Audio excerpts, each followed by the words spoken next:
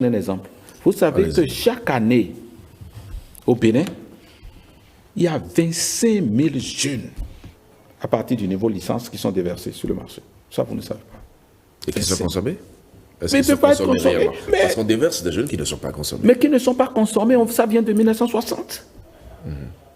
Mais attendez, moi j'étais en 3e année de faculté de droit quand le président, pas le président, le professeur Robert Dossou est venu en amphi, a dit, vous là, je vais vous dire, votre génération est sacrifiée. C'est pas Talon qui a dit ça. Hein? Ça, c'est sous le président Mathieu Kérékou. Moi, j'ai fait la 3e année de droit juste à la veille de la conférence nationale. Je dis, c'est le professeur Robert Dossou qui est venu en fac. Eh bien, il faut faire des efforts. C'est de ça qu'on parle. Donc, quand on ramène tout donc, au pouvoir, au président de la République, c'est pas vrai, c'est pas juste. Je dis, le professeur Robert Dossou est venu en fac. Il nous a regardé. Il a dit, vous là, votre génération est sacrifiée. C'est le président Mathieu Kérékou, s'il vous plaît, le président Mathieu Kérékou, au stade de l'amitié, a dit malheureusement, le recrutement systématique, on n'en peut plus. Et c'est vrai. Vous voulez dire qu'il n'y a pas de solution pour ces jeunes qui Il y sont en a là? des solutions. C'est ça les réformes, la rigueur dans la gestion, les initiatives novatrices telles que Glodjibé et consorts. C'est ça.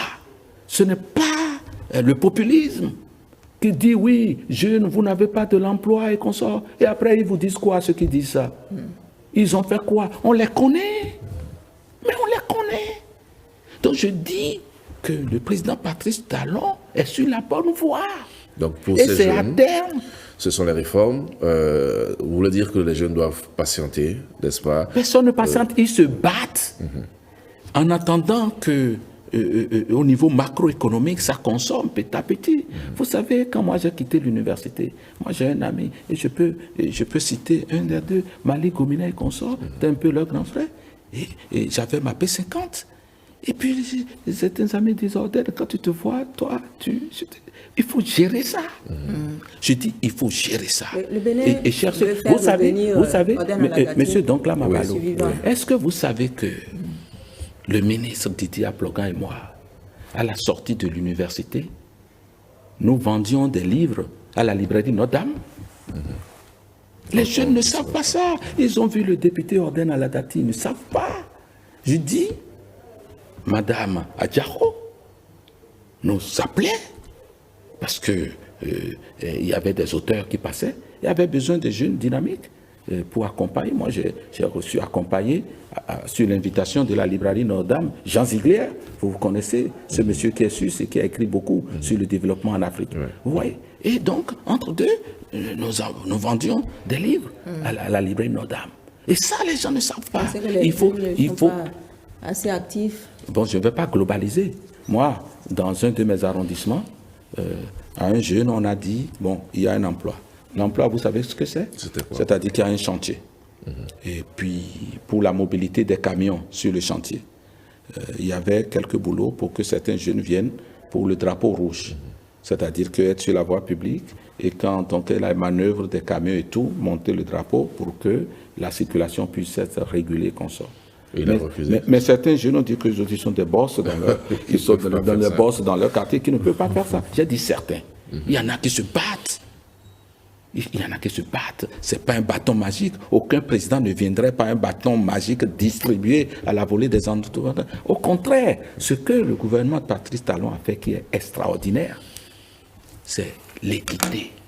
Il y a eu un moment, malgré la rareté des offres, on va faire des concours, parce que ce n'est pas un concours qu'on accède à la fonction publique que tout le monde vient. On sait que la fonction publique ne peut pas consommer tout le monde, c'est évident ça.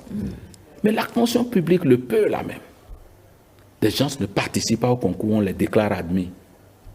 C'est pour ça que moi j'ai marché comme un gazé à la bourse du travail. Donc là, Magbalo, je n'ai pas marché pour... C'est sur ça on a dit au président Yaïboni, mais ce concours-là, il faut l'annuler, sanctionner la ministre qui a fait ça.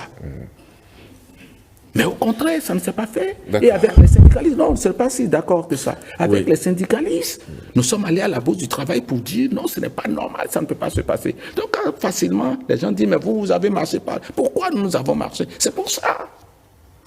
Je vous ai dit, si moi j'ai marché contre le président Yahya Boni ici, je sais sur deux choses. La lépine. On a mis tout en œuvre pour exclure un certain nombre de personnes, que ce qui place d'exclusion aujourd'hui. Hein, et puis après, l'histoire de concours frauduleux. Il faut accepter ça. Alors, et aujourd'hui, les jeunes vont vous dire, oui. Ils n'ont besoin de connaître personne. D'accord, nous allons avancer. Est-ce que vous êtes d'accord avec moi, Monsieur Doncla? Nous allons avancer. Doncla Mamadou, est-ce que c'est vrai?